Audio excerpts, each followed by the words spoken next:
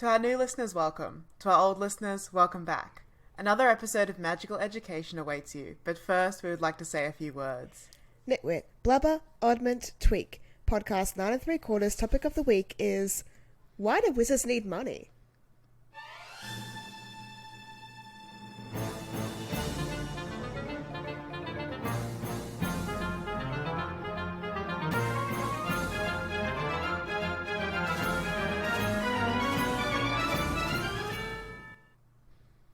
Hey there guys, I'm Jem. And I'm Ria, and it's time to brace yourself for another episode where neither of us know what the fuck we're talking about. Yeah, 2 in a row. Sport and then money. Sport and the economy. Two things I just actively don't take an interest in. Did you happen to look, on our Google spreadsheet about, what we said about economy or money or anything like that? I did. A lot of it was just what are the Goblin Rebellions? Why do they have money? Do the goblins control Gringotts, or does the Ministry control Gringotts? Just a lot of, basic shit. We don't understand anything about how it works. Yeah. That's because Rowling wrote a series about a magical school and then was like, oh, fuck, I've got to actually create a world around this. But she just didn't really bother with that. This school has to be part of a society of some kind. Right. My favourite question that we had was, why is wizarding money whimsical rather than functional? Which I think is going to define this entire episode. Yeah, that's true. Because, 17 sickles to a galleon, 28 nuts to a sickle, right? Something like that. Infuriating. Yeah, just dumb. And this is from the land that has the metric system, so... No, well, the wizards use the imperial system. Oh, right. Even if they have the metric system. They're still doing things in, feet and inches and shit. Yeah, that's true. Unpleasant. Basically, I guess my first point, the Harry Potter universe is blatantly capitalist. Arguably even more capitalist than our real world. Let's discuss. If we're talking about why do wizards need money, I guess we could start with the idea of, Gamp's Law, right? Wizards can't create food out of nothing. They can't create money out of nothing, right? Yeah, except obviously you can. Yeah, let's start there. Yeah. So we've talked about, what is it? It's the exception to Gamp's Law of Elemental Transfigurations. So we assume that Gamp's Law of Elemental Transfiguration means that you can transform one element into another element. Yeah. And that works all the time except for these handful of exceptions, which are food. Can't transfigure food or conjure food, and money, which you can't transfigure or conjure. But, as we've spoken in the past, that doesn't really make sense in either case. Because, I get the idea that you can't transfigure or conjure, currency, coins, nuts and galleons and stuff. But Hermione does that. Yeah. So, obviously it is possible. It's just that they would be counterfeit coins. I could take a galleon and cast some sort of replicating charm and have 20 galleons or whatever, but they would all have the same serial number on them. So, if I just kept doing that indefinitely, eventually I would get caught. But, you could probably get away with it a little bit. Yeah, you physically can do it, but realistically, societally, legally, you can't. Because you'll get caught. So yeah, I feel like a lot of the objections that people have to the economy in the wizarding world is just well, why can't you just use magic to solve this problem?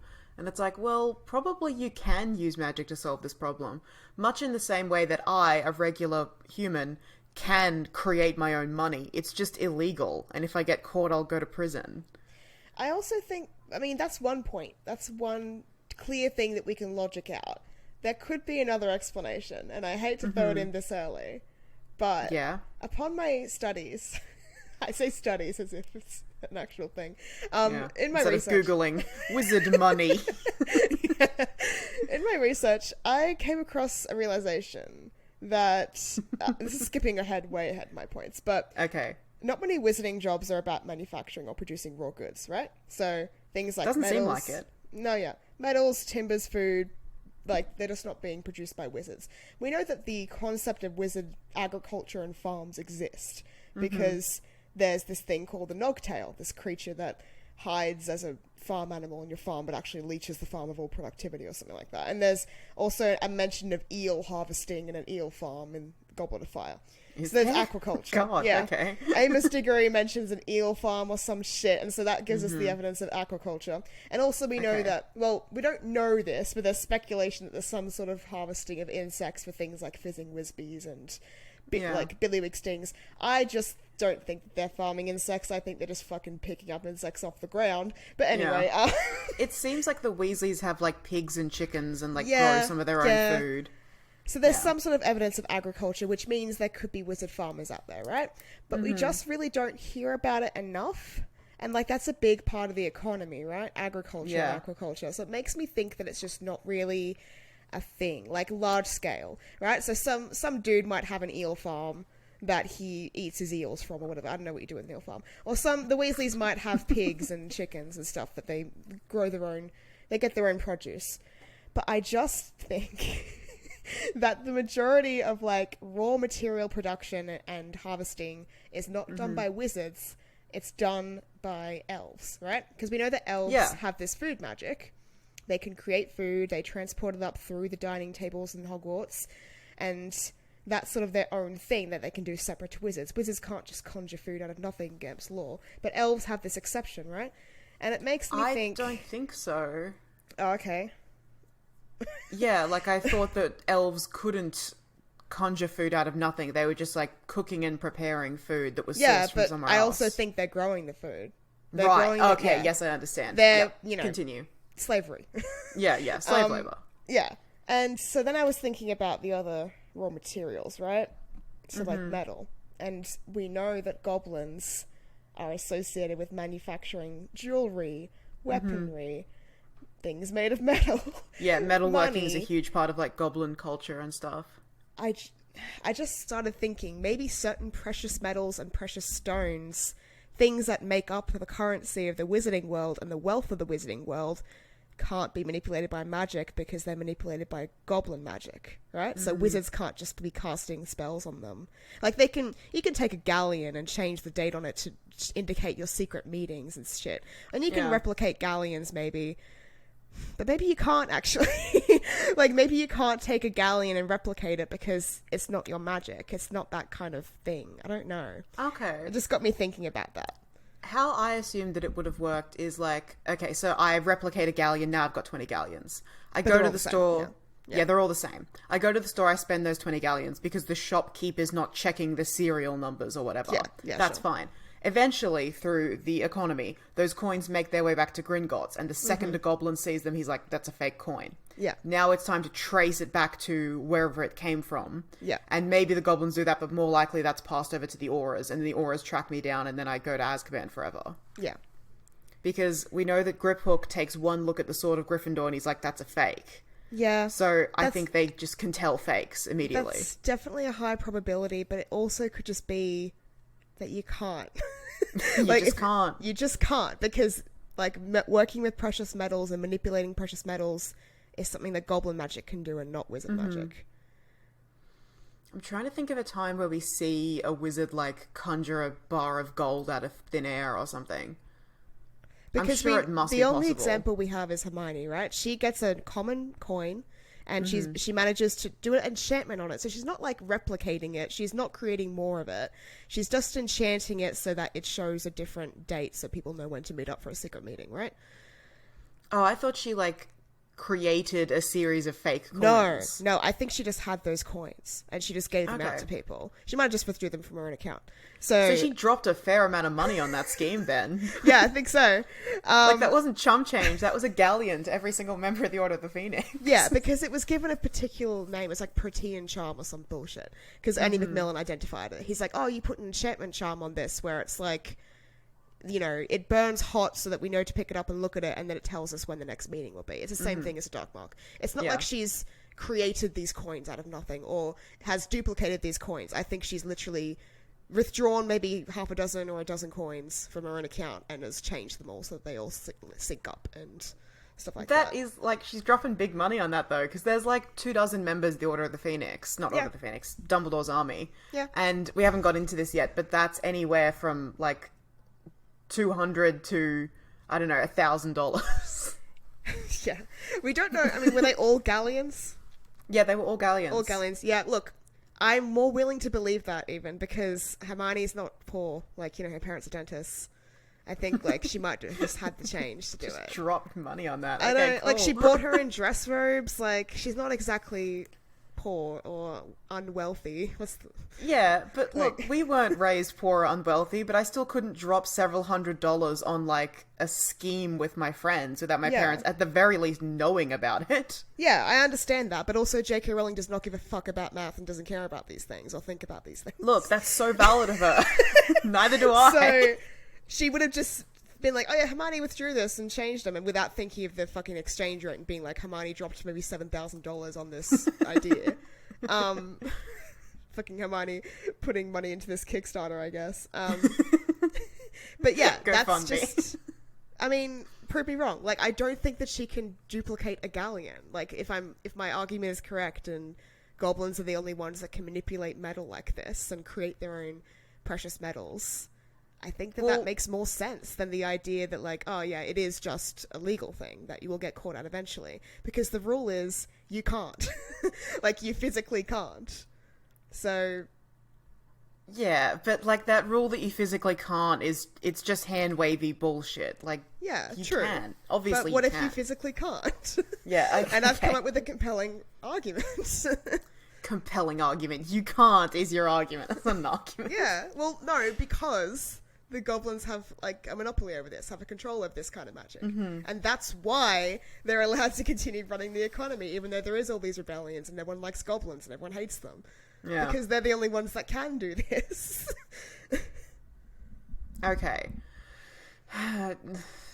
We're gonna have to agree to disagree here, because I don't think you're right and you don't think I'm right. We're just gonna get stuck on this point all episode. I think you're right, like, it makes sense, but I just think that there's, like, let's talk about it. Like, I think that Okay. there's another option here. When I was All looking right. more into the economy of things, I kept coming back to the point that wizards fucking hate goblins. Yeah, so they do why hate do they goblins. continue to let the goblins rule their giant wizard safe full of all their gold? Like, it just doesn't make sense. So let's talk about this option that could possibly make sense. Okay, fine. Okay. 10 minutes in, we're yelling at each other. My God. Capitalism. Yes, it is very interesting that goblins have such a privileged place in society where they control the economy and run the only bank, another point we have to come to. Mm-hmm. And they're also so despised. But, like, I don't know, I kind of see it like lawyers, I guess, where, like, everybody hates lawyers is the common joke, but they also are incredibly important and serve a massively valued function in society. But, you know, with an extra element of racism there. Yeah, obviously. And also, Yeah, I obviously think racism. there wasn't, like, the lawyer rebellion of 1632 because there was a wizard out there disenfranchising and killing lawyers willy-nilly. Yeah. And lawyers weren't second-class citizens that couldn't get access to guns like everyone else. Yeah, you and know? lawyers aren't also a separate race. Like, Yeah. it's not a perfect metaphor. I'm saying it's similar. No, I don't think it's the same. I really don't. No.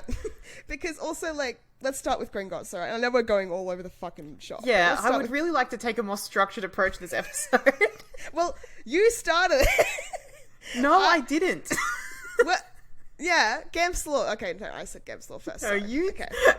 You started talking, and I've been trying to keep up. Okay, fine. You start with your arguments. We'll come back to this goblin thing. Okay.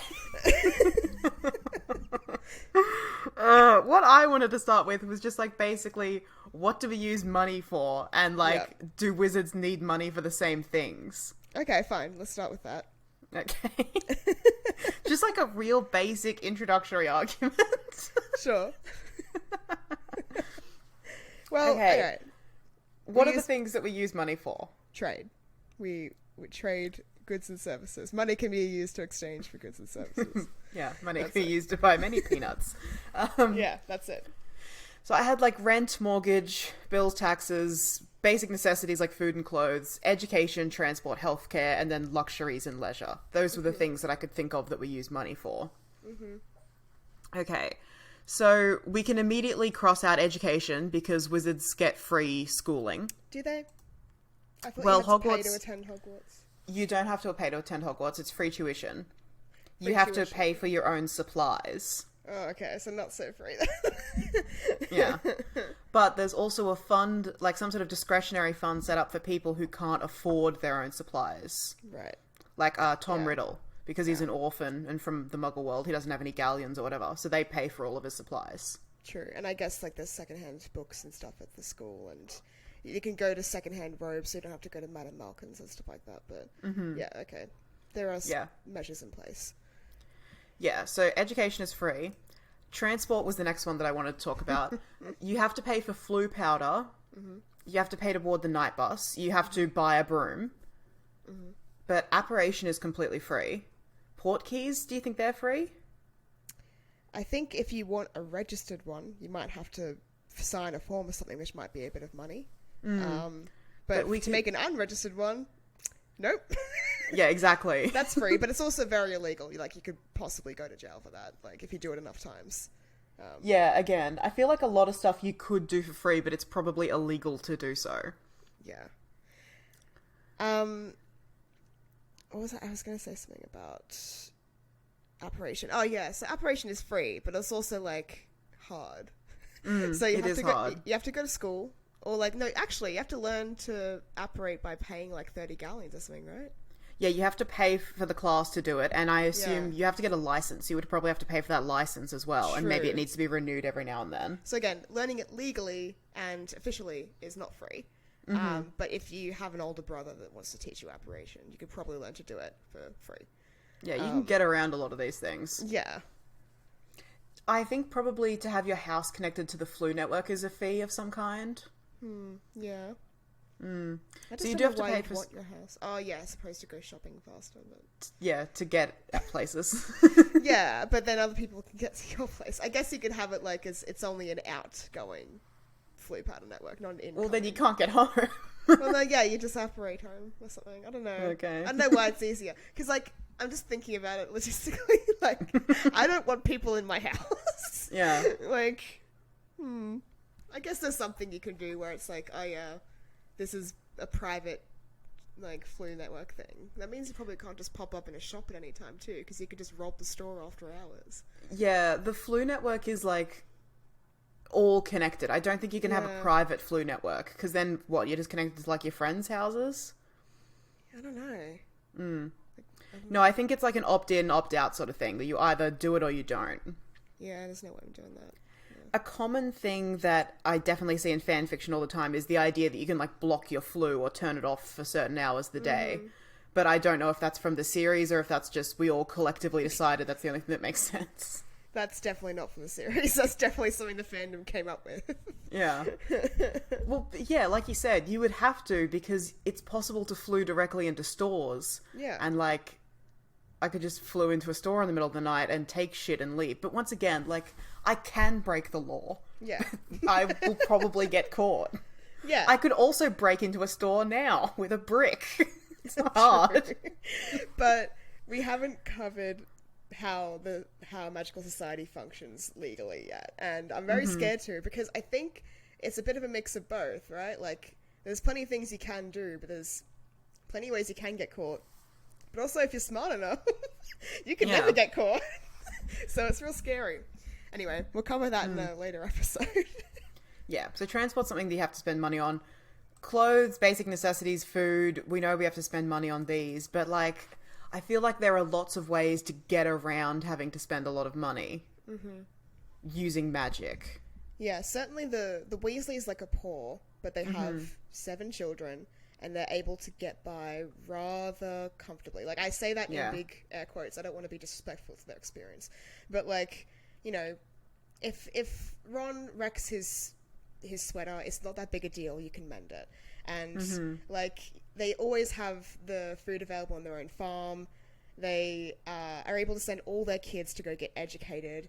And even though they have to have hand-me-down books and secondhand robes, it's like, it's still, they're able to get by quite easily, which is they are raising they're raising a family of 7 on one mediocre government salary. Yeah, probably less than mediocre, because Arthur gets fucking shat on all the time at work because of his pro-muggle leanings. Yeah, so he's in a tiny little office that, like...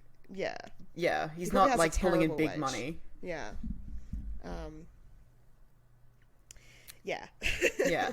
I think it's much more plausible to be thrifty in the wizarding world, where, like, you can use magic to repair things, or, like... Somebody was saying, in, like, my researching, somebody was like, well, why can't I just buy one set of clothes and transfigure it every day into a new set of clothes?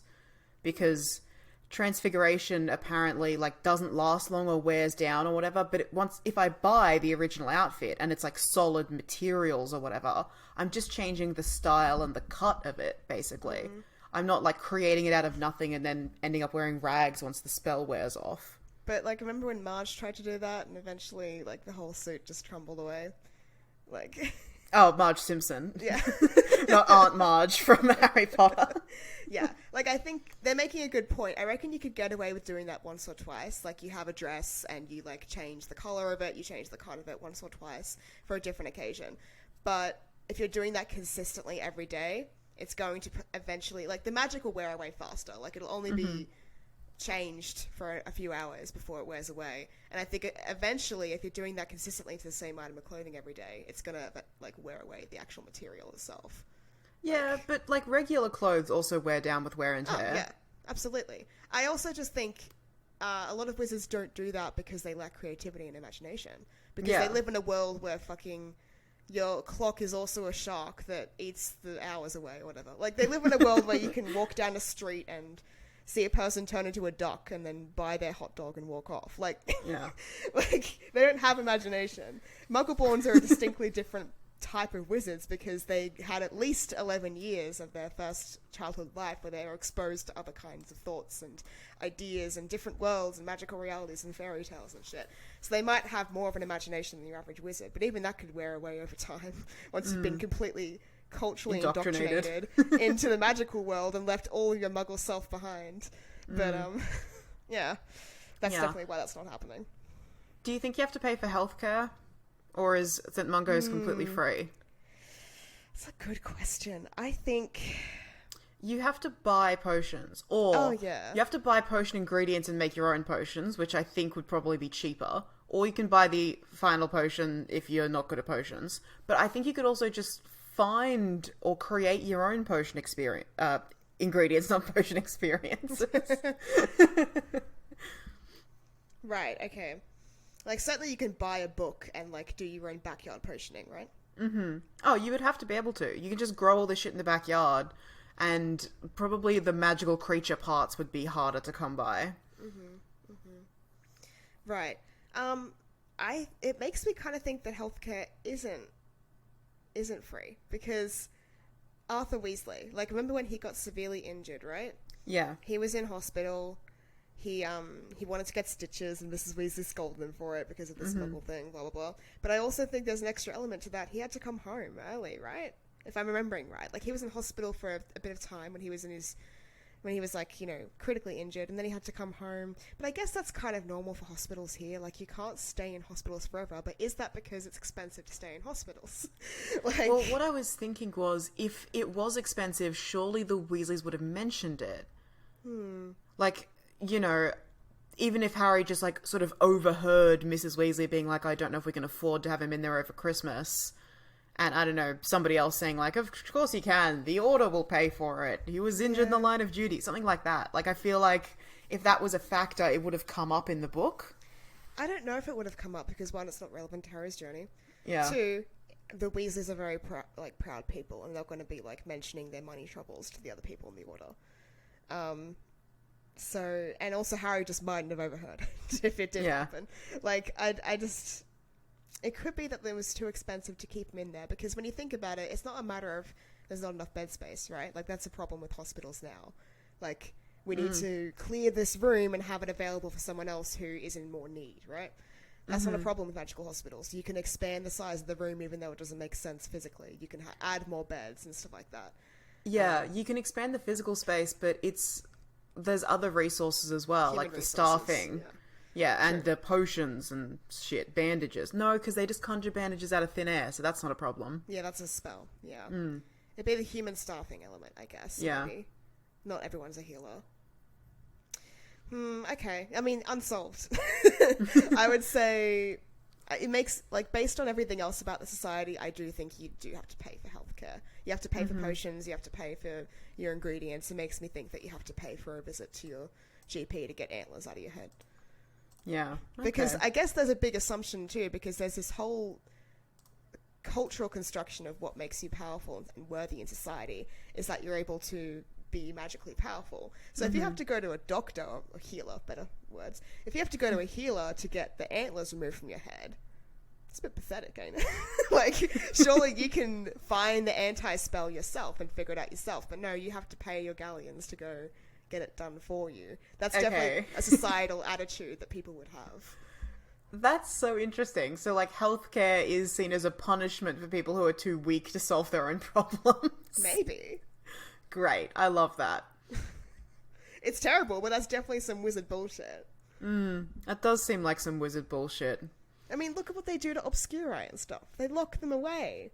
Like... locking them away creates Obscuri. Yeah, I mean, you know what I mean. Like, yeah. Your child may be a squib, let's chuck him out of a second-story window. Like, there's definitely an attitude of, like, rough it out. Like, you know... Oh, yeah. Yeah, I just think that there would be that kind of attitude towards healthcare as well. Like, it wouldn't be called healthcare, it'd be healing. Yeah.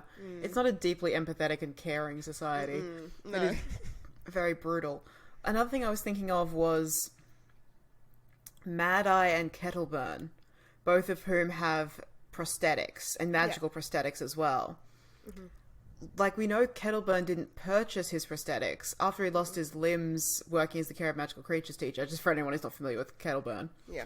Dumbledore transfigured him like magical moving limbs, prosthetics effectively, made out of wood. Right. So he didn't buy those. Where did Mad Eye get his eye from? I don't know. It could have been... I mean, Mad Eye has a bunch of interesting cursed objects he's picked up over the years. It could have been something he found. It could have been something that was given to him. It could have been something he bought. Like, I don't think Mad Eye is wanting for cash. He's like the head aura. Like, I think if he needed to purchase an eye or something to see through, he would be able to do that. Yeah, what I was wondering is, like, there's got to be a market for, like, wizard prosthetics, right? You'd think so. I mean, based off just Mad Eye and Kettleburn alone. Yeah. It's kind of cool that Kettleburn just got free prosthetics. Yeah, well, I mean, he was a teacher, so I'm guessing not getting that great a wage. But then again, it is the only school. We don't know what the wages of the teachers are. They might be really good. I think they're pretty good. Yeah, I think they're pretty good. It's the only school. It's like a really sought-after profession. But then again, we've got like a bunch of fucking wildcards in there, like Lockhart. But anyway, yeah. Although Defense Against Dark Arts doesn't count because obviously we know there's special circumstances there. Yeah, and also, you know, Snape's a traitor or whatever. I think Kettleburn may have been able to afford his own prosthetics, but maybe Dumbledore, as a favour, and because Dumbledore's a kind man, was able to... It's like, oh, you know what? I can do this for you. I'm very skilled at transfiguration. Yeah. And also maybe Dumbledore felt a little guilty that Kettleburn lost all his limbs in his employment. Yeah. So that is like a concrete example that we have of someone using magic to solve a problem that otherwise would be very expensive to solve. Like, straight up, he didn't have to buy prosthetics because Dumbledore magicked him some. So if you are powerfully magical enough, like, you can get out of spending money on all kinds of shit because you can just magic it into existence. Yeah, but that's with the assumption that you know someone who is that powerfully magical, or you are powerfully magical yourself. A lot of people don't have access to things like that. Like, we see that a lot in the series because we have characters like Dumbledore and Voldemort and Harry. You know, Harry has his own magical power to him. But a lot of your average folk... Your average Joe and Joan witch aren't going to be connected to people like that.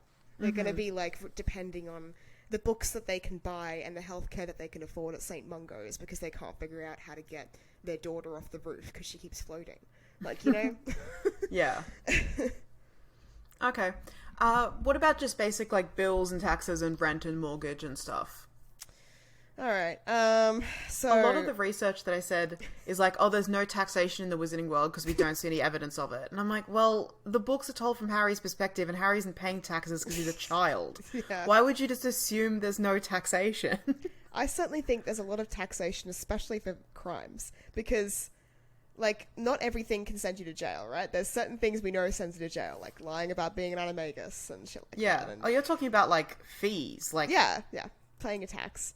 But I certainly think... I meant, like, just, like, goods and services tax. Income tax, like, taxes taxes that you pay to the government. Yeah, I reckon so. I just think that's true, because, like, I reckon people like Lucius Malfoy get out of paying a lot of their taxes because they have such political influence. They pay bribes instead of taxes. Exactly. And then people like the Weasleys are severely disempowered and disenfranchised by that because they have to pay a lot more taxes, because technically Arthur works for the government, but, you know, he has such a shit position. Mm-hmm. Well, I just think, like, in order for something like Hogwarts to be completely free to the students, it's going to take a massive amount of money to run. Mm-hmm. Although, does it? Because all of the facilities are, like, centuries old. You've got to pay the staff wages, obviously. But students supply all their own supplies. Except for those that need the special fund. Except for the special fund. Yeah. There's the Is food. it massively expensive? Like, it's got to be expensive to run Hogwarts, but not crazy expensive. There's the food. They don't really have a farm. They have, like, Hagrid's little cabbage patch, but they don't really have a farm on site. Yeah, they don't have, like, an agriculture department. They have their own hospital wing. They have the greenhouse, which could grow some magical plants, but they might need to import other ones for study. Mm-hmm. Things like potions and ingredients like that, they need to buy those from Diagon Alley or Hogsmeade. Yeah, famously in second year, everyone was getting petrified. And it's like, well, we need to wait for these mandrakes to grow up. It's like, can you not buy mandrakes? Yeah, apparently not. You apparently can't go to the store and buy mandrakes? Can the school not afford that? Students are being petrified. What the fuck's happening here?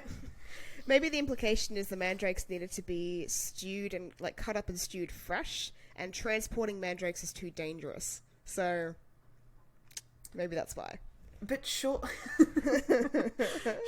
you could find, like, a potioneer or a herbologist or something somewhere in the world and be like, we need this potion now. Make it for us. Yeah, you'd think, but... There's nowhere in the world that has matured mandrakes ready for purchase. But transport. Well, make the potion then. Transport as the potion. Yeah, fair. Can Snape not go somewhere with mandrakes and make the potion there? Why does he have to wait for the mandrakes to come to him? The only thing I can think about that concerns international trade and goods and services is the magic carpets thing and the broomsticks thing, right? Yes. So that's, like, probably the only thing I can remember about in the series, where I think it's Cornelius Fudge is talking to some ambassador from a different country, I don't remember where, and he's like, oh no, we don't want any magic carpets here, we're quite attached to our humble broomstick or whatever. Mm-hmm. And they were like, well, the magic carpet is a great option for the entire family to be flying around. And they're like, no, they're banned in Britain. Yeah. God. Yeah. It just reeks of racism to me. Oh, like, it is. It makes me think that a lot of the other kind of international trade that's going on, if there is any going on, is very limited.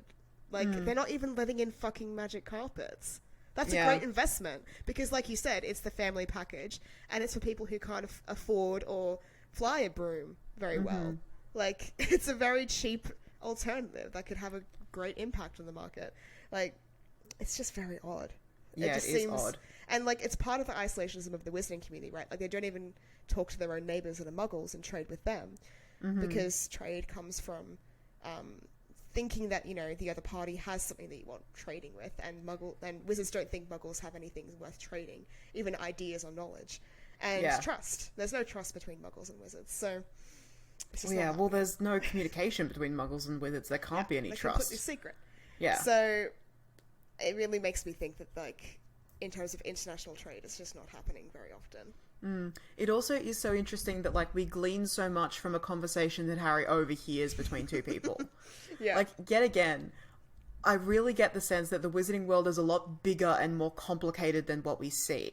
Because, again, another criticism I was seeing is like, oh, here's Diagon Alley, and here's the list of all the stores in Diagon Alley. And it was a list of, like, 10 stores, and they're all for school supplies. And it's like, well, no. No. Those aren't all the stores that exist in Diagon Alley. Those are all the stores that Harry mentions, because they're the only ones he's going to.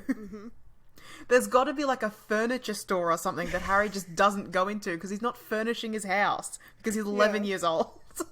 Yeah, exactly. Yeah.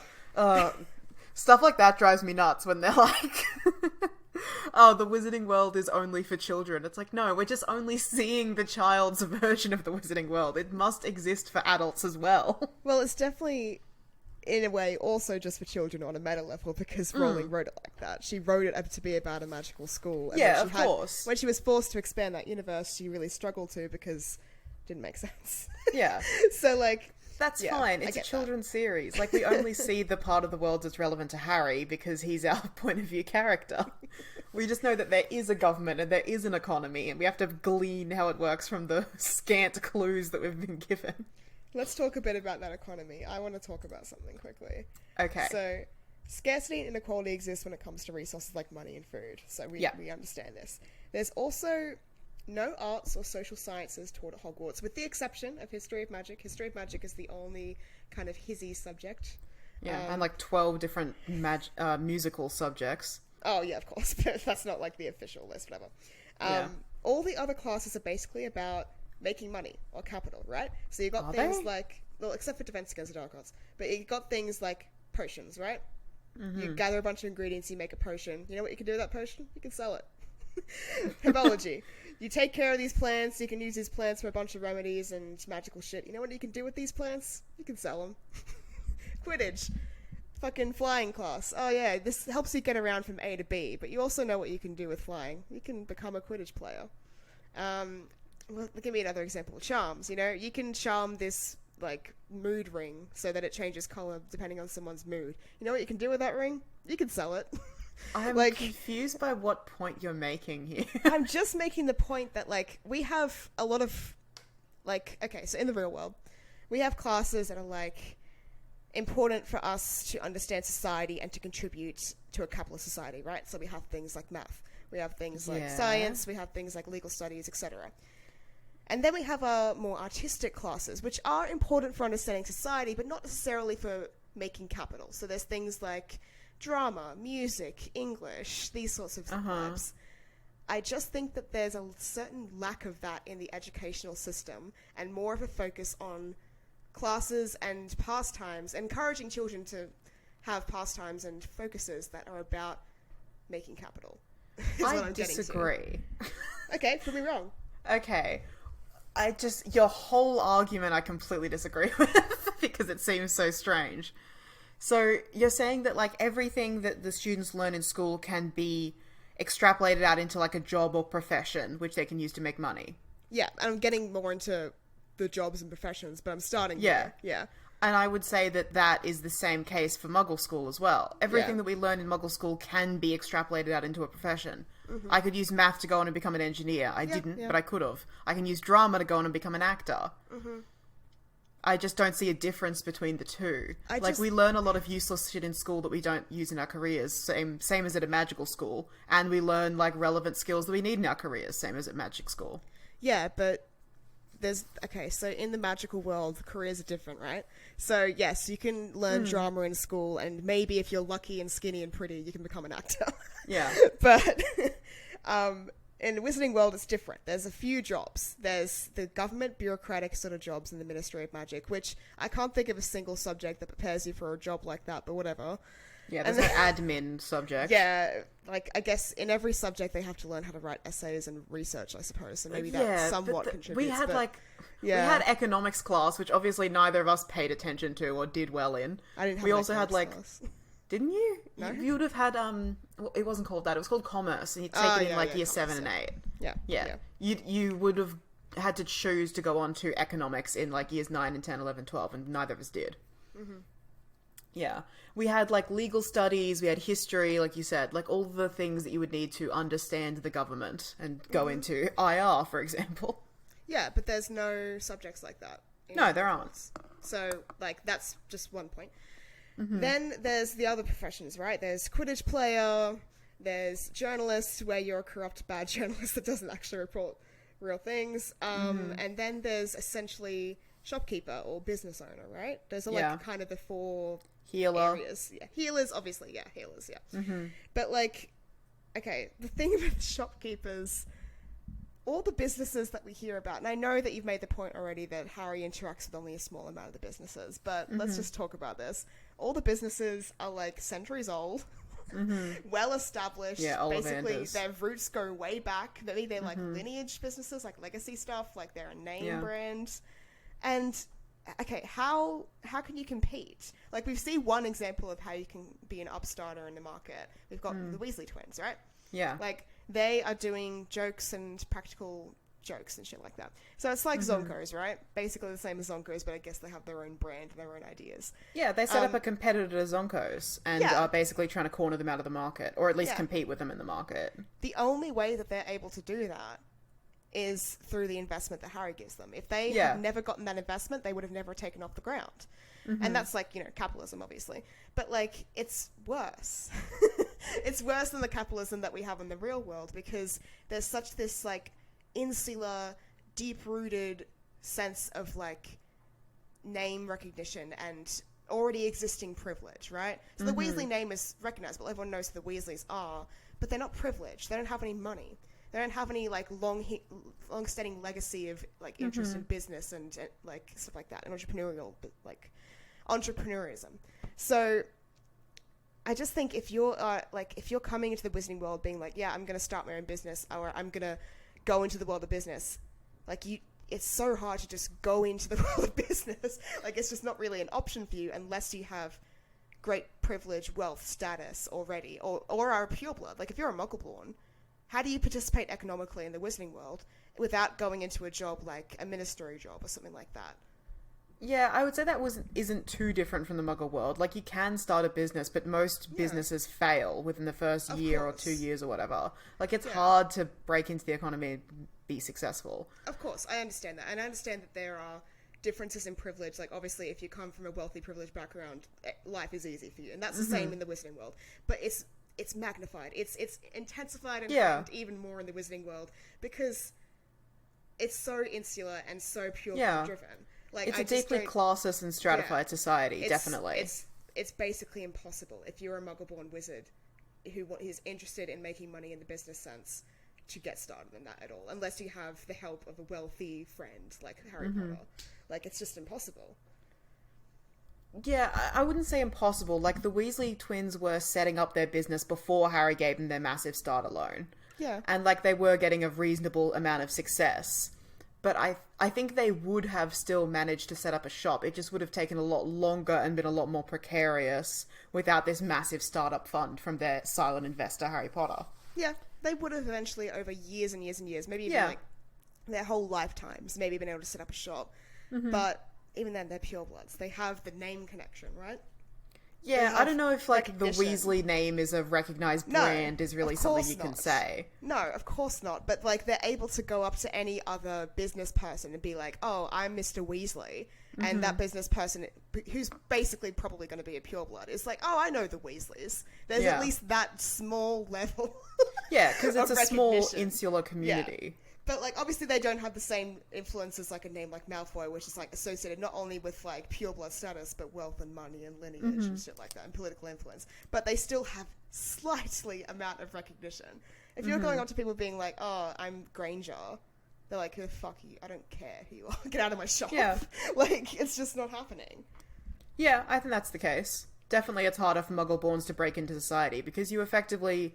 It's like being an immigrant, where you have to leave the country where you're known and have a community and understand the values and move to a different country with completely different, you know, language, values, culture, economy. Yeah, it's incredibly hard. Yeah, that's the point I'm making.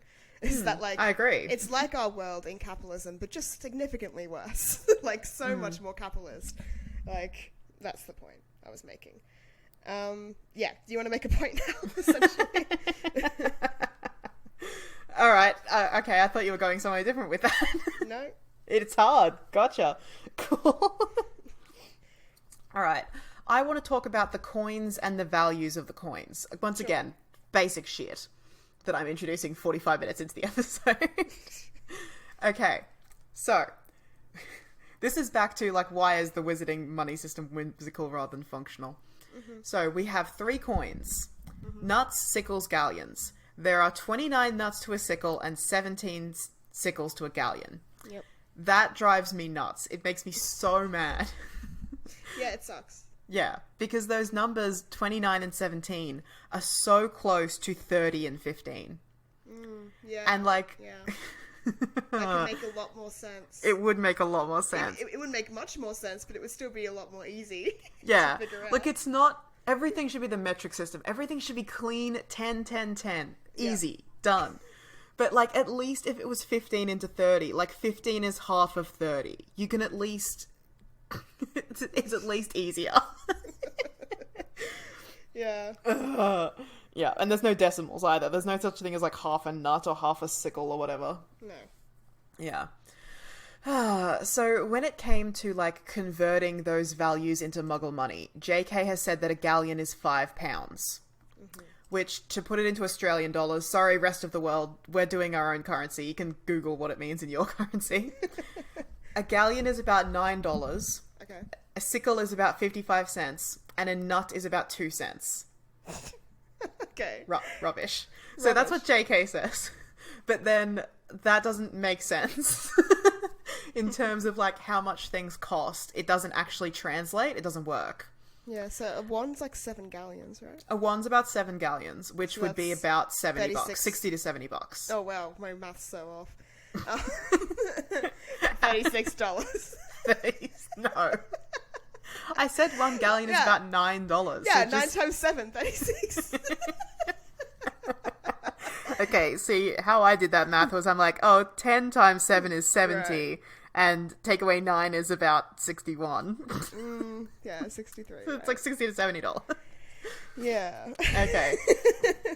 Yeah, there's also, like, a long-standing plot hole that people have pointed out a million times, where, like, each of the components of a wand, like Phoenix Feather, unicorn hair and shit, the components themselves cost more than the wands do. Yeah. Therefore, Ollivander's is operating at a loss, because it has to be if they're making their wands. Anyway, that's just a long-standing plot hole. Ollivander's might be operating at a loss unless breaking a wand is so easy, which it kind of is, but no, people because are really careful with them. If it costs more to create the wands than they make selling the wands, then they have to be losing money. Yeah, I understand that. Like, I don't know how business works, but I understand that basic principle. Yeah, well, like, it doesn't matter how many wands they sell then. If every wand costs them more to make, then they're losing money. Yeah. Unless they're, like, propped up by ministry investment or something. Which is possible. Remember when we did that hypothetical where I said that if I got the Elder Wand, I would just, like, start a business where I was, like, fixing broken wands and shit? That was good. I don't remember that, but that is a good idea. Yeah. Anyway. Yeah. Wand repair. Is that a thing? Doesn't seem like it. Seems like if you break your wand, you just gotta get a new one. Yeah, you're fucked if you break your wand. Yeah. That would be a good business idea. Well done. Muggleborn, breaking into the industry. It is possible. Only if you have the Elder Wand, so... Yeah, if you're the most powerful person. Yeah. Once again, it's all about power, baby. So, look, I'm a Muggleborn, but I was able to buy 12 properties. Do you know how I did it? I have billions of dollars. Yeah. All you gotta do is stop buying avocado. With this simple investment of 1,000 galleons from my friend Harry Potter, the most famous boy in the world, your humble narrator, was able to set up a business. Yeah, it's that easy, guys. Yeah. So I found a Reddit post by Reddit user Orby is my homie, who basically went through the entire series, and every time there was any sort of price or value given for anything, and from there extrapolated what the money is actually worth, because JK's bad at math and didn't do it good. So they say that a galleon is worth about $25, and I would assume this is American dollars, because I'm just going to guess this person's American. Okay. They're not English, because they're not saying pounds. Yeah. So a gallion's about $25, a sickle is about $1.50, and a nut is about 5 cents. Have you converted that to Australian? No, I did not. Why didn't Because I'm, like, close enough. No, it's not. Oh, God. Do you want to do it now, then? Fuck. Alright. What did you say? Fucking Australian. AUD to USD. A galleon would be $25. Okay, hold on. It's going to be about 30 Australian. So, 25 US. Yeah, 34 Australian. 34 Australian. A sickle is $1.50. 1.5. $2. And a nut is 5 cents. Okay. Well, That'll be like 6 cents or whatever. $6.90. Oh wait, What? sorry. No, I need decimal point. Yeah, 70 cents. Yeah. Yeah, so not that far off. No, not 70 cents, sorry. That's like wrong. Like 6 cents. Okay, 7 cents. Yeah, it can't be 70 cents. Yeah. Okay. 35 bucks. All right. For a galleon. Yeah, $35 for a galleon. And yeah.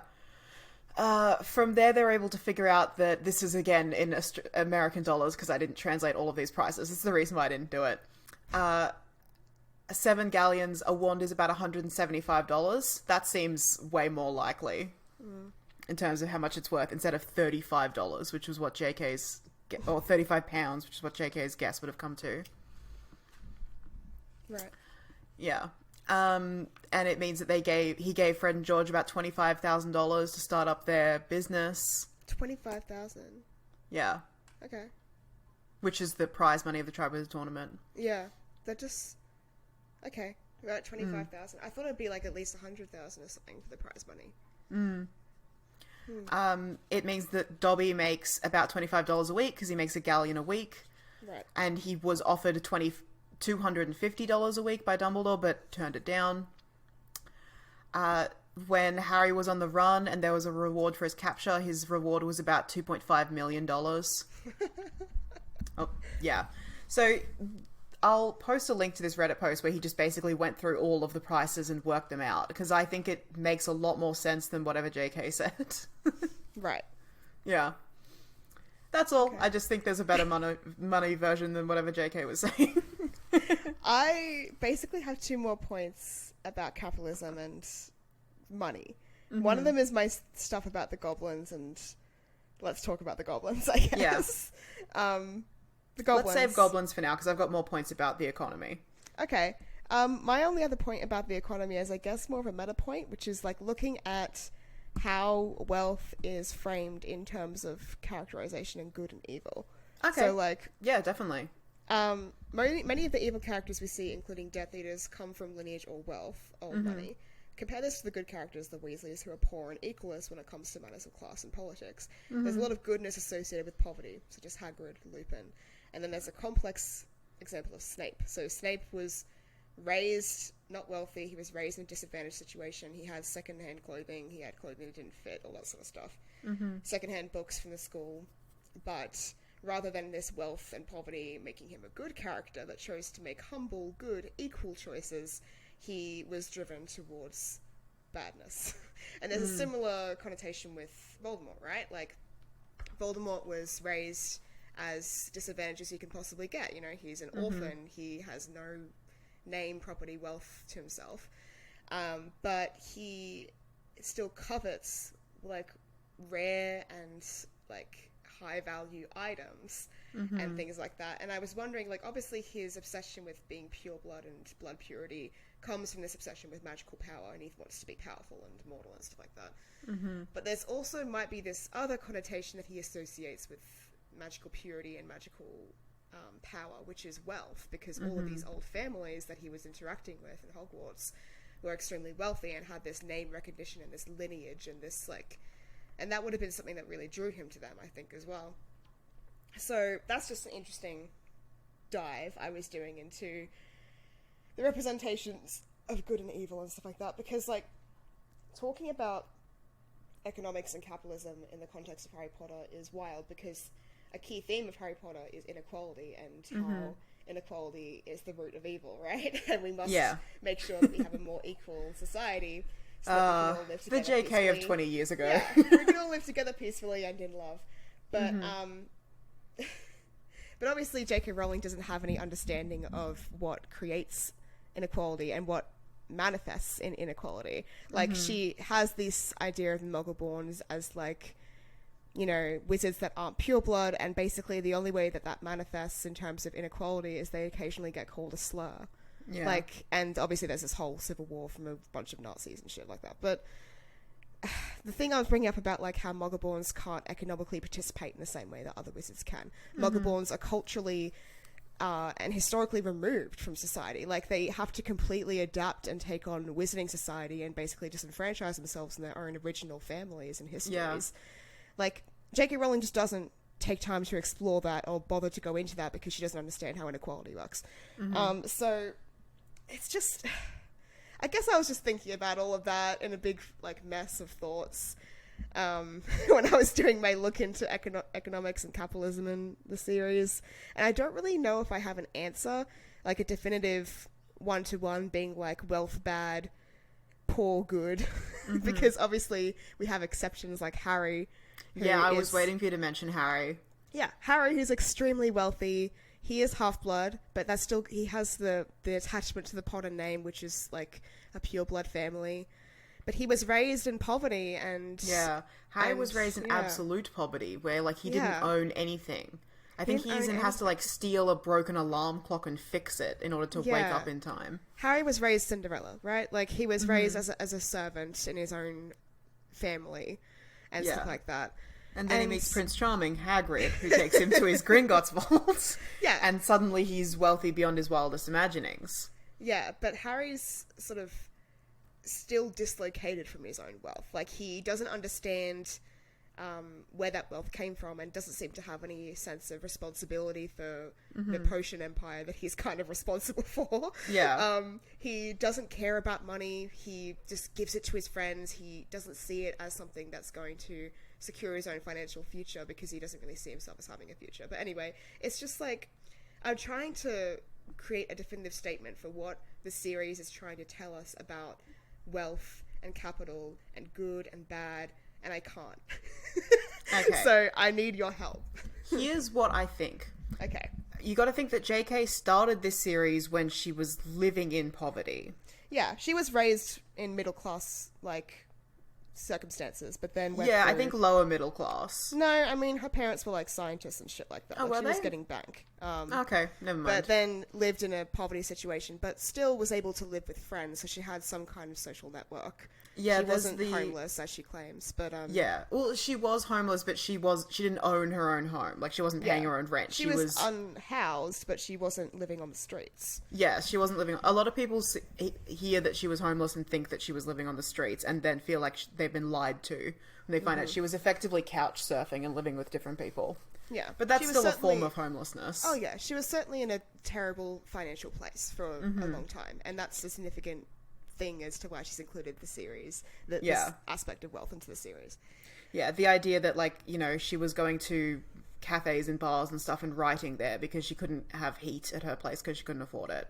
Yeah. So she was in a state of poverty when she was writing these books. So earlier on in the books, poverty is associated with goodness and wealth is associated with badness, the Malfoys and the Weasleys. Then her books become massively, massively successful and she gets a shitload of money. Yes. And by the end of the series, we're seeing Voldemort and Snape coming in, who are bad people who are also poor. The themes have become muddled because her circumstances have changed so rapidly, and what we now know about her 20 years in the future is that she apparently has no, like, willpower. Like, her brain is just affected by whatever she's told. Yeah. She can't, like a toddler. Yeah. Dragging JK again this episode. So, yeah, the same thing happened to her that happens to anyone who gets a lot of money, is they turn evil. Except Harry. Harry didn't turn evil. Harry's fine. When you get a lot of money, it changes your entire... there have been actual studies on this. Yeah. When you become rapidly, rapidly rich, it changes your entire perspective on, like, wealth and greed and, like, the value that should be placed upon things. So, like, her whole just worldview changed, and she started, maybe not even consciously, associating poverty with badness and wealth with goodness. And so when she was writing bad characters in the later books, she made them poor and made their poorness a despicable quality. Interesting. Yeah, she probably did it without even thinking about it, because as she does so many things. I mean, I think she intended Snape's character to be good, but I don't know. Like, I see him as despicable, so I can agree with your point there. Well, like, even just straight up, the idea that Voldemort is raised as a penniless orphan, and then he is a bad person for coveting other people's things, which starts out as like yo-yos the other children have or whatever. He steals like a nickel and an egg cup and shit. Like, yeah, as like he would have been growing up in the Depression. Yeah, I'm trying to think of like 1920s little orphan boy objects, and all I could come up with was an egg cup. Yeah, not a toy, but okay. Yeah, and it's like, oh, as punishment for this, he gets his wardrobe set on fire and believes that all of his earthly possessions are being burned before his very eyes. Yeah. Like, a truly fucked thing. But Harry, who was also raised a penniless orphan, gets this massive amount of wealth delivered to him basically through inheritance, through absolutely no work of it on his own. Mm-hmm. And then we see Harry wandering around being like, I want to buy a solid gold cauldron. I want to buy solid gold gobstones. And that's like, haha, childish innocence, and not a deeply, not like a sign of a deeply terrible character flaw that must be punished and like a sign of his evil to come. True, good point. Yeah. Voldemort was evil what I was because he trying stole. To get to. Yeah, Thank Voldemort you. is evil because at age 11 he stole a yo-yo from another orphan. Harry is not evil because he wants a solid gold cauldron. And is thinking of spending just so much of his savings on a broom that he doesn't need because he already has a good broom. Yeah, literally, like, he covets the firebolt so much, and that's such a, like, a plot point in book 3 is he wants that firebolt so badly. But then he's like, oh, I've really got to think about saving all this money for like my future and shit. Like, he has that thought in the back of his mind, like, I can't just buy like a $16 million firebolt because like I might need a house one day. Exactly. Like... The only reason why he doesn't do it is because he's like, I can't spend literally all the money I have on this firebolt. Even though he probably could spend a lot of money on the firebolt, because I don't think Harry really knows where his money comes from. He knows he gets it from his parents. Yeah. But I don't think he understands that, like, he owns... Sleekeasies. He owns Sleekeasies. Or, like, he's getting, at the very least, royalties from Sleekeasies. So that money isn't just sitting there. He's earning more money passively, just by living. Maybe he definitely has no idea about that. No, he doesn't. Maybe he also subconsciously thinks that I don't need to buy the firebolt. Someone will buy it for me. And he's right. And he's right. It right. does happen. Oh, yeah. That's just good stuff. I guess all I have left to talk now about is the goblins, and we need to talk about them, unless you have something else you want to add to this. Yeah, well, I wanted to talk a little bit about the, like, physical money. Sure. Which I've already done about the coins and shit. But, like, it really seems like everyone is carrying around, like, a sack of coins with them everywhere they go. Actually, I wanted to talk about this too. Yeah, why is it like that? Like, we have invisible money in our world. And we have the idea of, like, deeds and stuff like that. Like, you have a deed to a property and you have... investments. You can't just get a loan from Gringotts Bank. They're not a bank. They're a fucking safe. You just put all your silver. We've got to talk about Gringotts as well. We haven't really talked about Gringotts yet. This episode's going to be fucking long. Sorry. It is. It's the economy. Like, it's a whole thing. Okay. So, originally I was thinking there's no credit in this world. It's all physical, real money. Like... I think when the Hogwarts teachers get paid, like, the goblins go into Hogwarts Vault, which I guess is supplied by the Ministry, take money out of Hogwarts Vault, take it to the teachers' vault, and put the coins there, and that's how they get paid. And then if they want money, they have to travel to Gringotts and take the money physically from the vault. Yep, 100%. That's what's happening. Okay, good. We're both on the same page. Because there's talk in Book 5, I believe, like, oh, there's now a 5-hour wait to get money out of your vault. So it doesn't seem like I can walk into Madame Malkin's and be like, I need a new set of robes, charge it to my Gringotts vault, here's the number. Like how I would with a credit card or a debit card in the real world. No. Like, I don't have to take my money into the IGA. I can just flash a card and that somehow it comes out of my bank account. It's all invisible. We don't know somehow. How it works. Somehow. Through electricity. So, like, even though they don't have, FPOS machines, they should still be able to do that with, like, a money order or a check or something. Yeah. Like, paper. Some kind of magical fucking card, okay? Yeah. It doesn't seem like they do. But there is the one exception, which is when Sirius Black buys the Firebolt. Because how he does that is he writes down on a piece of paper, I want to buy 1 firebolt, take the money out of this account, ties it to the collar of a cat, and sends the cat into quality Quidditch supplies. Yep. I actually think he sends the cat to the post office, and the post office sends the letter to quality Quidditch supplies. Yes. So, it is possible, I would assume, for a large enough purchase for it to be charged directly to your Gringotts vault. Maybe. Or maybe it was name recognition. But then again, he couldn't... Okay, if you're It can't be. He was on the run. He was on the run. Yeah, I was about to say. It can't be like, I'm Sirius Black. Get my money. Because obviously if you're like Lucius Malfoy and you want to buy your son's team 16 fucking Nimbus 2001s, Yeah. you can do that. You can like just put in, like, you can just go to the fucking store or like send him a letter being like, I'm Lucius Malfoy, do it. Yeah, But, I don't like, think you have to carry 60,000 galleons into the store. Yeah. Wow, yeah, it must be that, like, maybe the vault's number itself was enough to... Like, maybe the quality Quidditch supply owner was like, oh, this is bullshit. But then he took it to the bank, and the bank was like, oh, no, this is like a fucking intense vault. This is like the Black Vault. Like, Yeah. you know... I don't know. It's also very interesting that if you're a criminal and you're sentenced to a lifetime sentence in Azkaban, the goblins still keep all of your gold, and, like, the ministry can't cut off your funds or anything like that. Mm-hmm. Yeah. Yeah. The ministry definitely doesn't have jurisdiction over Gringotts. Like, they can't freeze Sirius Black's account.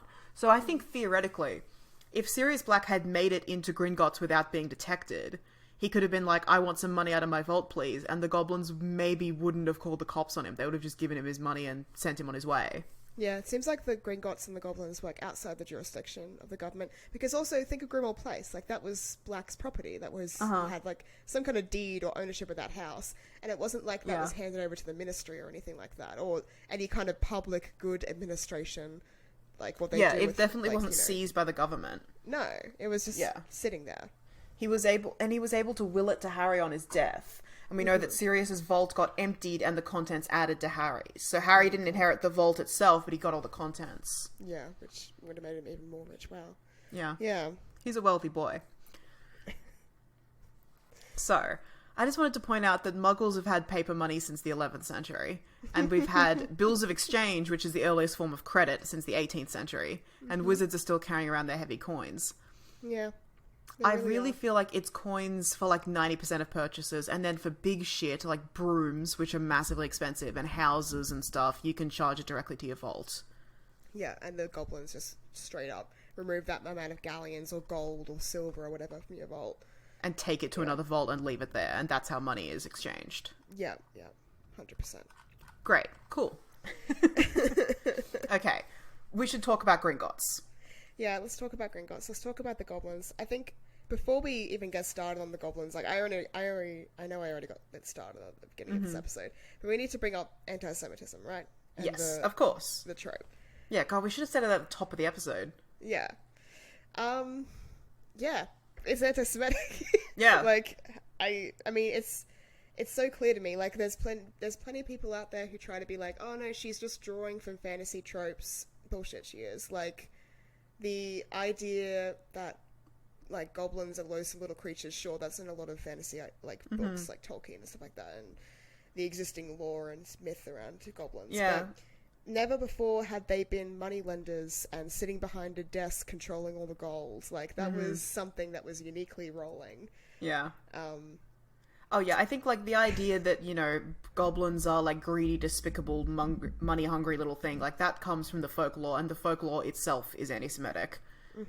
Yeah. But, yeah, then the decision to turn them into the bankers who are distinctly not human and also have, like, literal control over the entire economy. And are hated by everyone. There's, like, a quote from a Death Eater that's like, we hate our little long-fingered friends. They're despicable. Yeah. I would get rid of them, but we need money. Yeah, it's not good. Like, and also the description of their features just goes into anti-Semitic tropes. It's just not good. Like, yeah. Yeah, it's bad. It's bad. There's not, like, neither of us are Jewish. There's probably not really much nuance we can add to this conversation that hasn't been done before, other than calling it out as terrible. Yeah, no. What else have I got to say about goblins? Oh yeah, just my argument around, I think that they control the means of production in a sense. Like, I think that they control the metals and that they can manipulate the metals magically. Like, I think that's what goblin magic is. You know, they create these incredible jewels and weapons and stuff like that. Mm-hmm. And I think, because I was trying to look into the Goblin Rebellions, because they've always fascinated me. Yeah, there's not a lot of information on the Goblin Rebellions. There really isn't. And what we do know is grim. Yeah. What we do know is that goblins were systematically killed by some fella, just a wizard, that was just going around systematically serial murdering goblins for no reason. Just like literally a serial killer who was targeting goblins. And then they put his name and face on a chocolate frog card, because why not? That's cool.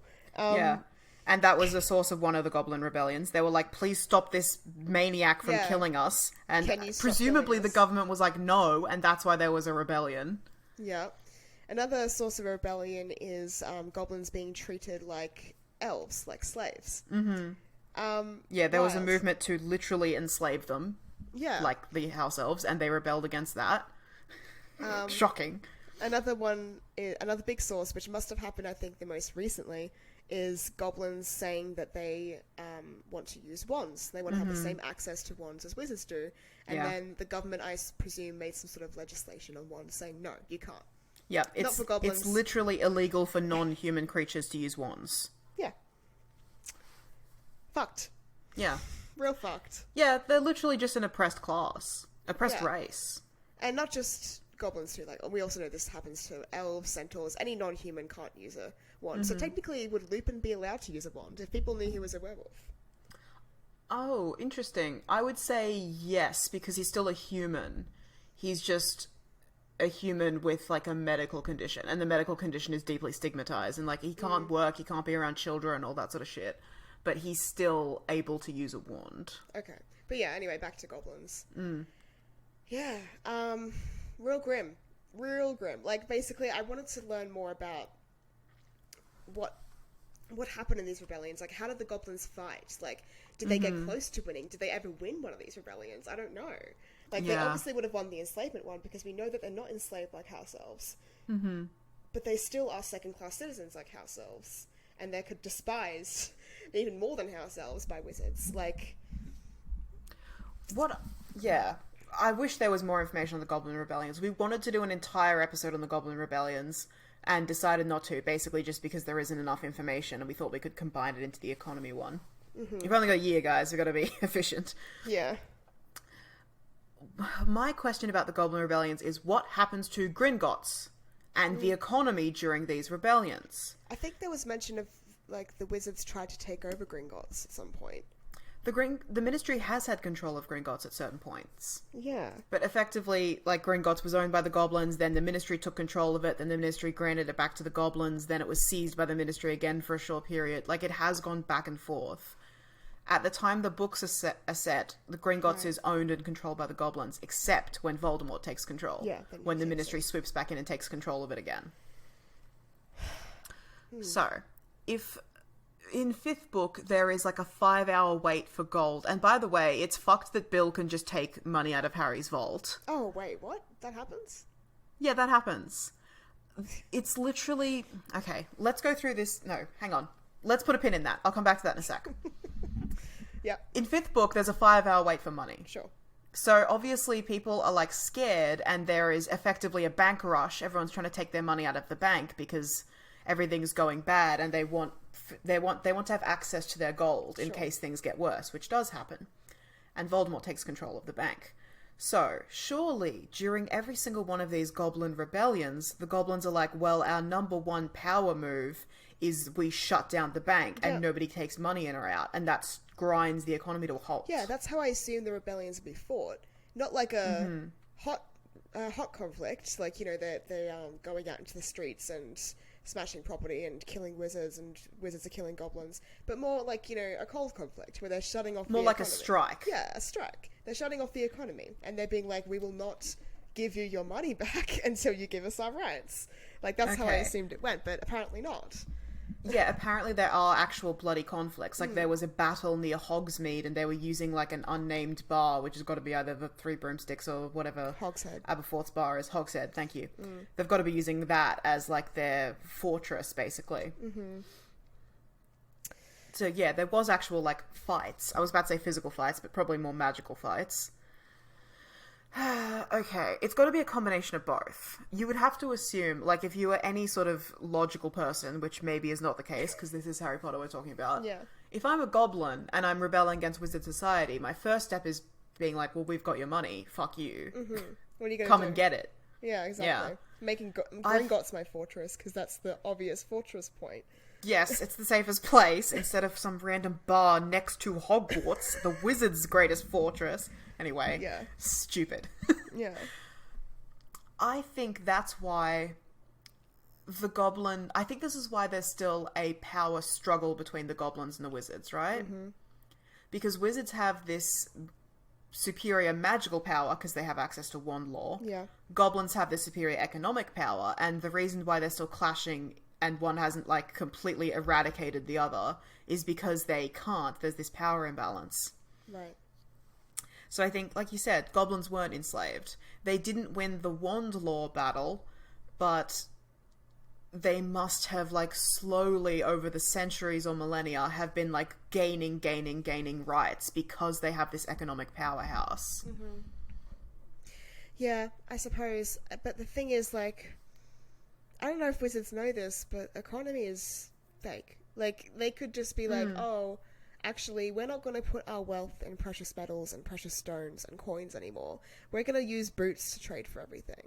And everyone has to have a certain amount of boots to buy another pair of boots or whatever. Like, they could just decide that at any point. Yeah, it's more complicated than that, but yes. Like, money is like it's a mass consensus. We all decided money has currency value. and stuff like that. They could create a new currency, which isn't in control by an enemy, essentially. Like, yeah, the Ministry of Magic could set up their own mint effectively and be like, now instead of galleons and sickles or whatever, we're transferring to tin coins or paper money. Yeah. Now we're going to have cash, and instead of putting your money in Gringotts, you put your money in the Ministry Bank.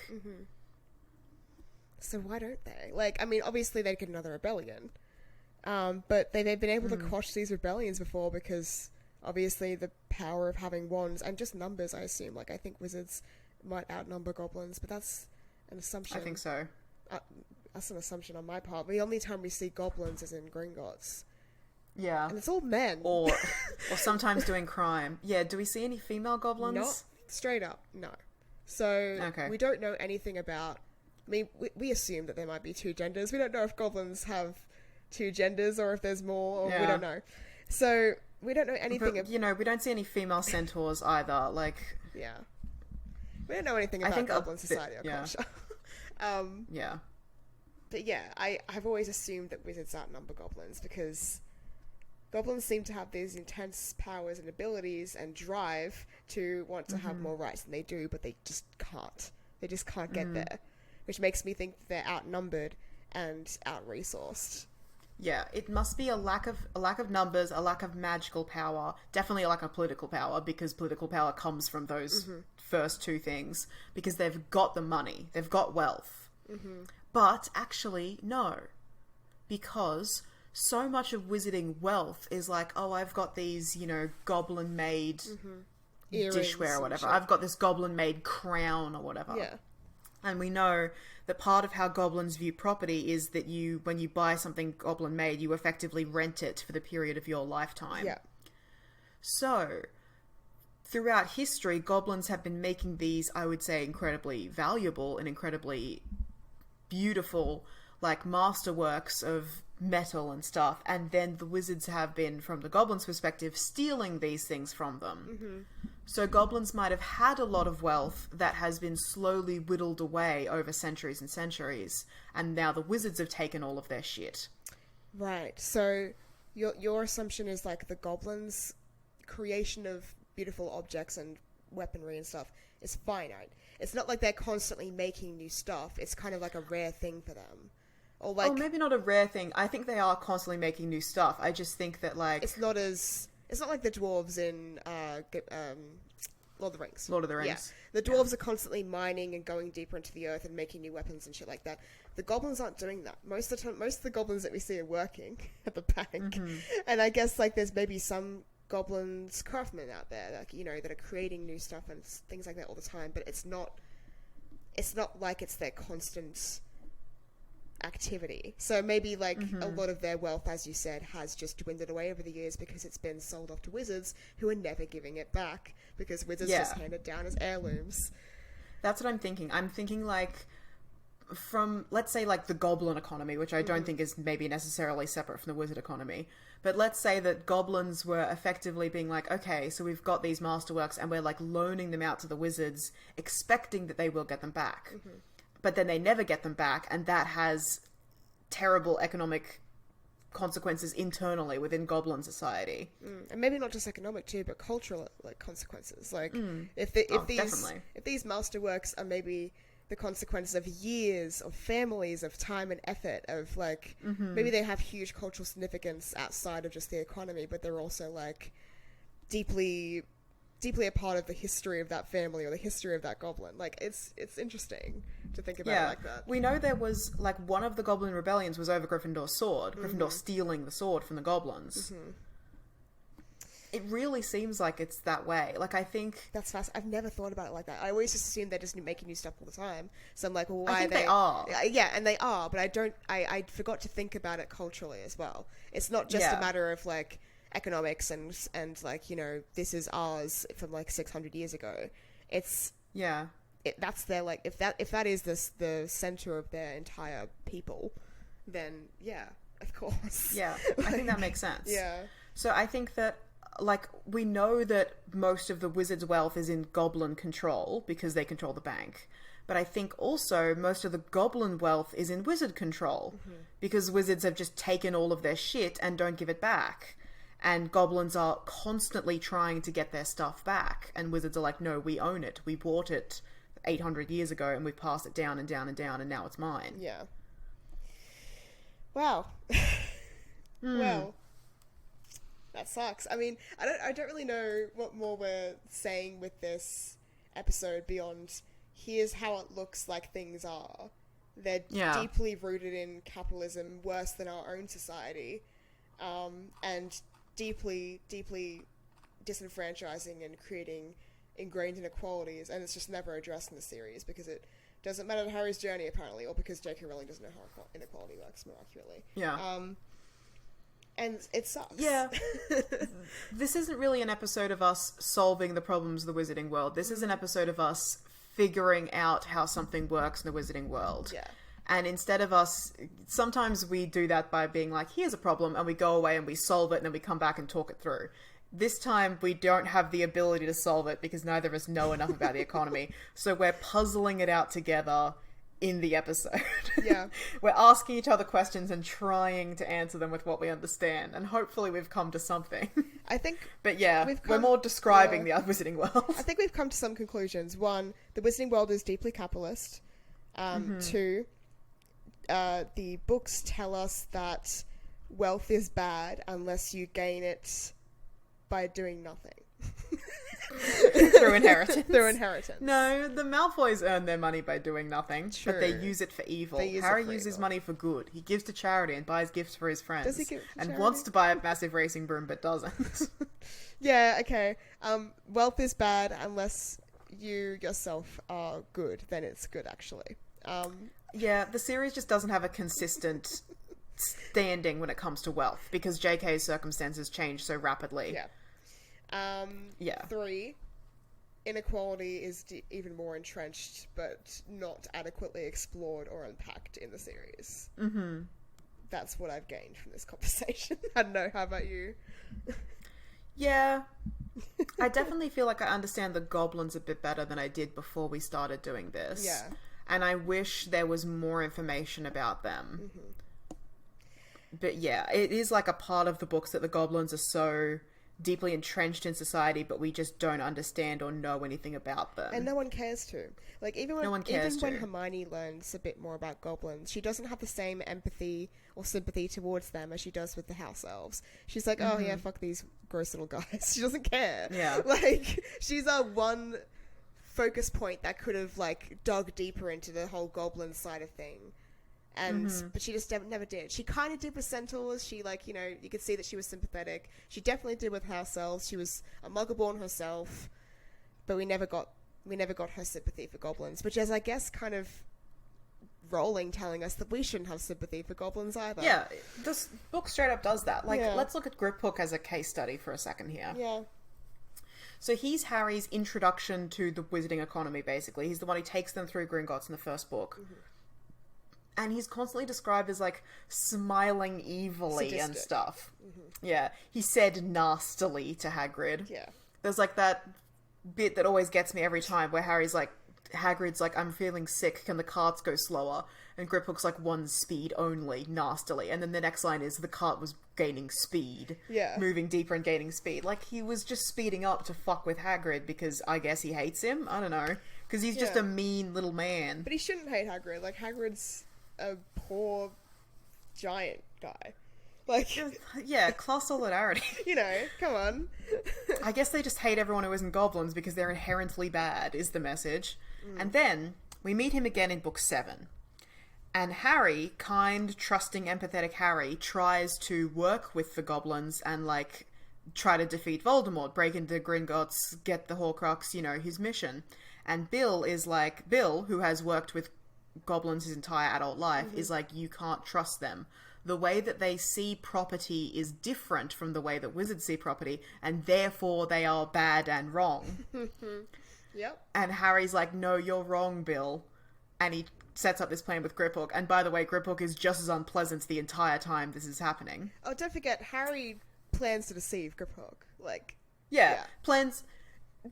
I think he straight up tells him, like, we'll give you the sword eventually, but we need to have it for the duration of the war. And Griphook rightfully is like, this wizard's going to take this sword from me and not give it back. Yeah.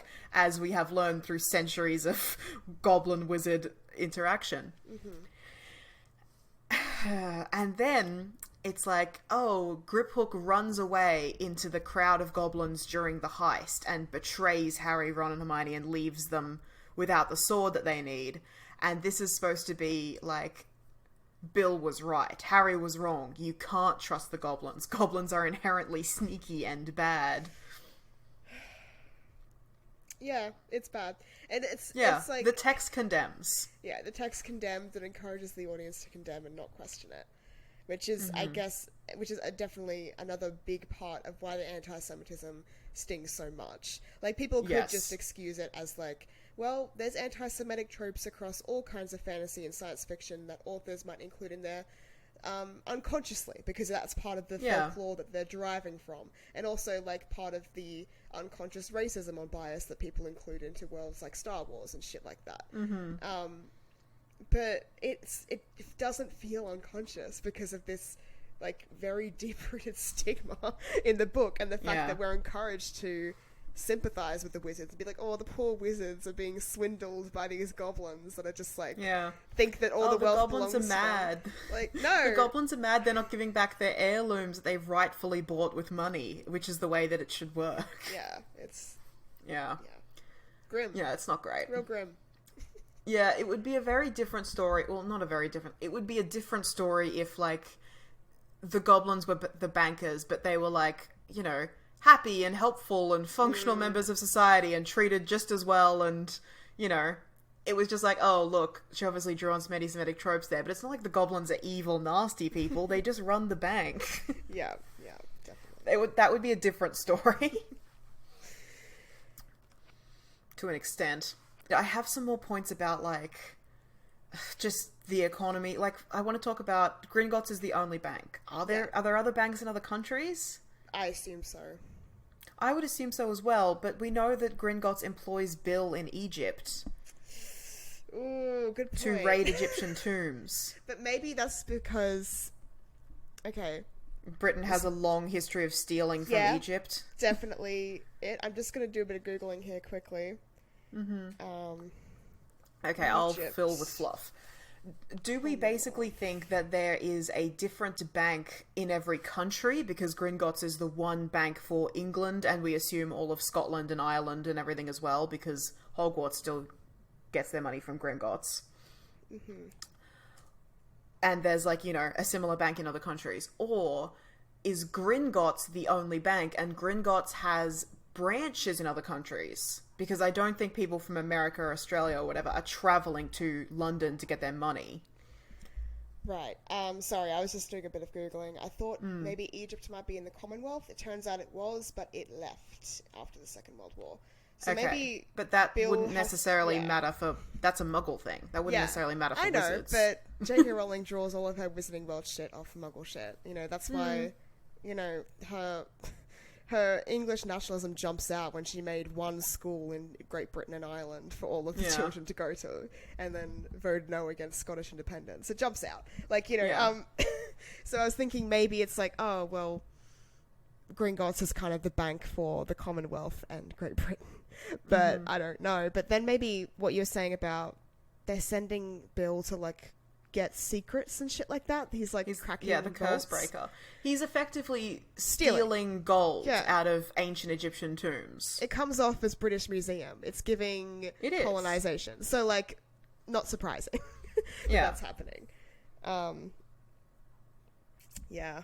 Yeah, that straight up just is the case. I'm also interested in Fleur getting a part-time job at Gringotts to improve her English. Yeah. We assume then that she wasn't employed by the French branch of Gringotts, if such a thing exists, that she came to England and got a part-time job at Gringotts to learn English. Maybe she just went... Maybe she got a job through the French Gringotts and went to England. Like, you know, got a transfer to... Yeah. Yeah. Okay, here's my question. Are there different banks in different countries, or is it just Gringotts and branches of Gringotts all over the world? Are they all controlled by goblins, is also my secondary question. Look, I like to think that there are different currencies, different banks, different systems in different countries, because that makes sense to me. And because the idea that Gringotts is the one bank and it just has several heads across the world, and maybe it changes its currency for the different place it's in, and it's all run by goblins, is very upsetting. And very colonialist. Yeah. Also feels insane. It feels insane, too. Do I think that is what J.K. Rowling would say would be the case? 100%. I think that she would say that. Yeah. I think she would be like, I already made one bank. I don't want to have to make 200 more. Fine, they're all Gringotts. Or she'd be like, oh, yeah, it's not all Gringotts, but basically the majority of the countries have banks that are run by goblins. That's just, like, within goblin nature to be part of the banking. Yeah, and maybe there's one, like, notable exception that she just pulls out of her ass and that throws everything into chaos. Yeah. Like, oh yeah, one law is the better everywhere, except that there's this one country where they don't use wands at all. Yeah. Why? Yeah. That's definitely the vibe for me. Yeah. Which is I definitely think all the banks are goblin controlled in every country, except maybe one place where it's different. Yeah, okay. Alright, other just brief points that I have about the economy. There is an exchange between Muggle money and wizard money. Which means that it is absolutely possible to scam the system in a bunch of stupid ways that I just want to acknowledge. If you were talking that it's not possible to, like, conjure natural resources or whatever, but if it's possible to, say, magic up some rubies, or gold is what I was looking for. Let's say I get some leprechaun gold.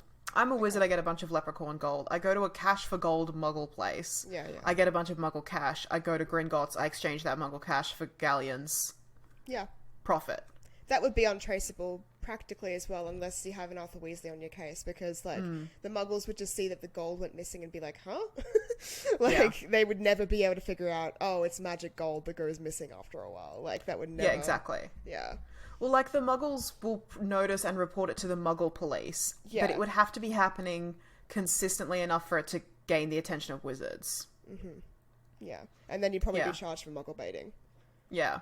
As well as fraud and shit like as that. Well as just money laundering, fraud. I guess. Once again, I come back to a point that I kind of made earlier, where, like, it is possible to do these things using magic, but it's probably a crime and you'll get caught eventually. Like, I think in the Muggle world, you could probably very easily get away with taking a bribe one time. If you take bribes consistently all the time, eventually that's going to show up in your fucking tax records. Yeah, exactly. And I think the people that do try and do these things consistently that we see in the books, like Ludo Bagman, Mundungus Fletcher, they don't live good lives. Like, everyone is on their case, and, like, it's very well known. So it's not just like they've been in trouble with the law and maybe they can keep that in their past. No, people know. People know, and they're like, oh yeah, don't lend Ludo any money. Like it's such it catches up to them. It's such an insular world. Like not only would the law be after you, but socially you might be disenfranchised as well after a while if that becomes your consistent hobby. Yeah, I think if you're a Muggle-born, you could get away with this on like a small level quite easily. Maybe, yeah. Yeah. Like, if I could occasionally conjure myself up like a diamond ring or whatever, which I assume is possible, and sell that for a bit of petty cash, like, I think I could get away with that probably for my entire life and never get caught. I think you'd get caught. Yeah? Yeah. Alright. Cool, I guess. Because, like, the Muggles would keep reporting, oh, fucking gold and diamonds and stuff that we get given to us keeps going missing. And obviously they would report it to the police, but they'd also report it to you. So there'd always be a link back to you. And eventually if the police are getting enough cases and it's like, hey, this name keeps popping up. Yeah. Because they're the person that gave the gold. Here's another great way to do this. Yeah. I get some fucking leprechaun gold. I don't even need the leprechaun gold, but let's say I've got it. I get some leprechaun gold from my friend the leprechaun, and then I go to a cash for gold place, and I'm like, give me a bunch of cash for this gold. He does so, writes it down in his book or whatever, and then I'm like, obliviate. And then I leave. True. Yeah, that would be it. Or you just use Polyjuice Potion, assume a different identity every time. Yeah. Yeah. There are ways to be a criminal, but the fact is that you, by doing so, you are becoming a criminal, and it's we not assume just like eventually you'll get caught. Like, I love how we're talking about crime as like, oh yeah, you either become a criminal or like crime's just something you do every now and then for a little bit of psych. It's like, no, it's a criminal. You're a crime everywhere. You wouldn't steal a handbag. You wouldn't steal a DVD. Like, it's a crime. Yeah. Again, I, a wizard, could go in and obliviate a muggle and empty out the till and get some muggle cash. But I, a regular person, could, you know, pull a knife on a shopkeep and be like, empty the till. But I don't do that because I don't want to deal with the consequences of doing that. That's the only reason she doesn't do it, listen. She doesn't the want only to deal reason. with the consequences. Yeah. I don't want people coming to my house and being like, why'd you pull a knife on that guy? Being like, well, for money, obviously. Well, yes. Have you got anything else left to say? I do have more points because it's just, sorry, I know this episode is just going on and on and on.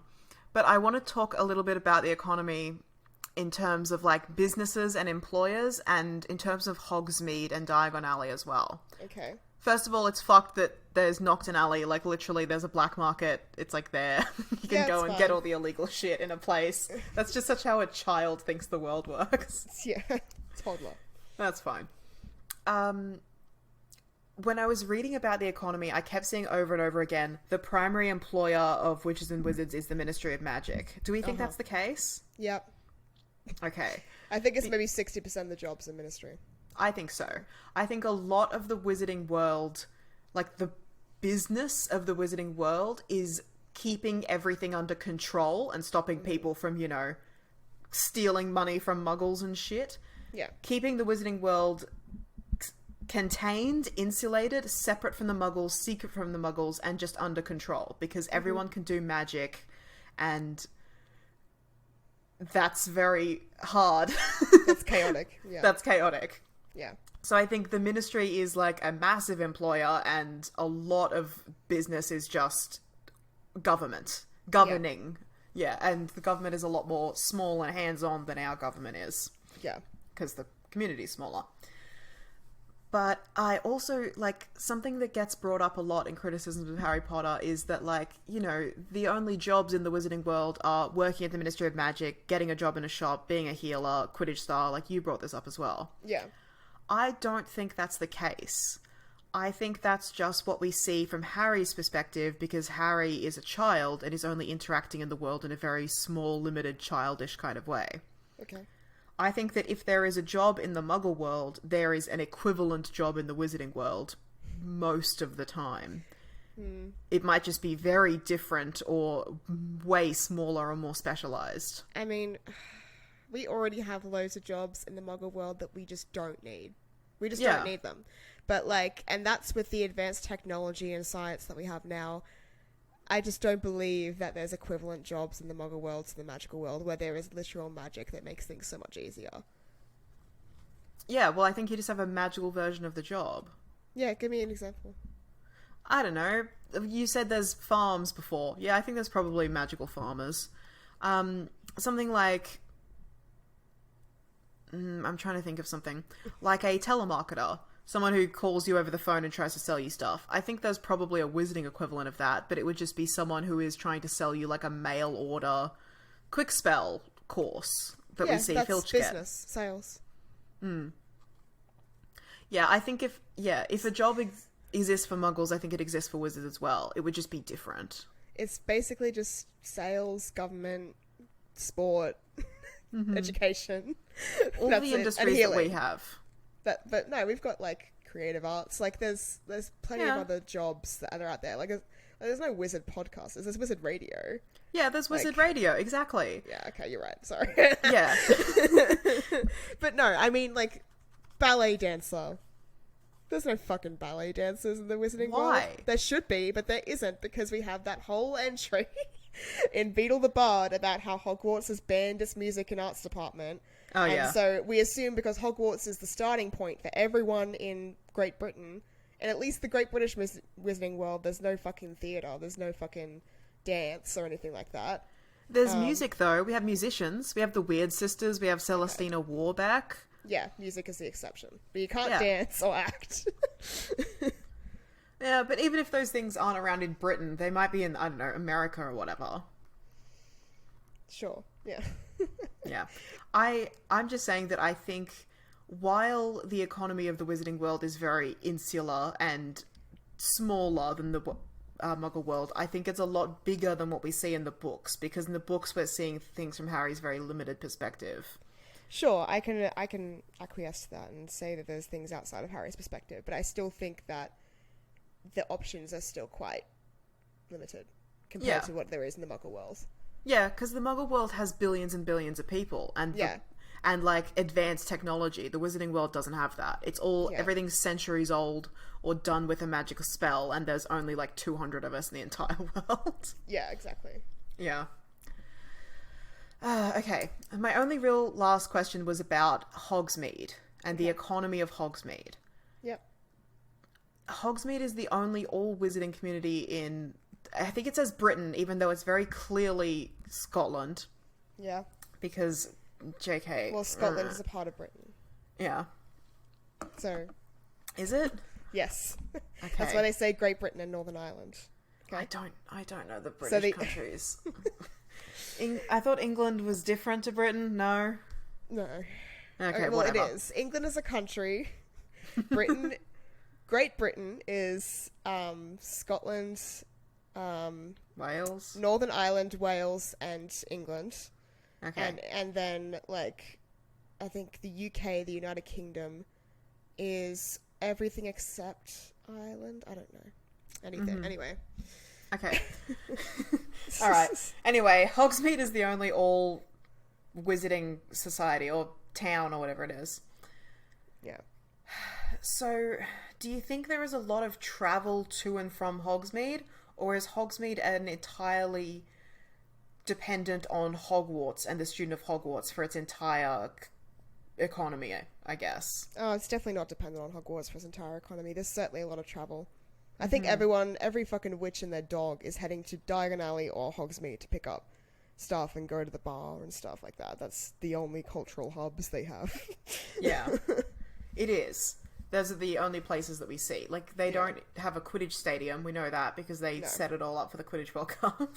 And everything else, they have to, like, wear Muggle clothes, like, be conscious of the fact that, like, oh, we're entering, like, a Muggle-only space. We can't have our wands out and shit like that. That's exhausting for them. Their minds are too small. They're definitely heading to Diagon Alley and Hogsmeade almost exclusively to do their shopping and regular activities.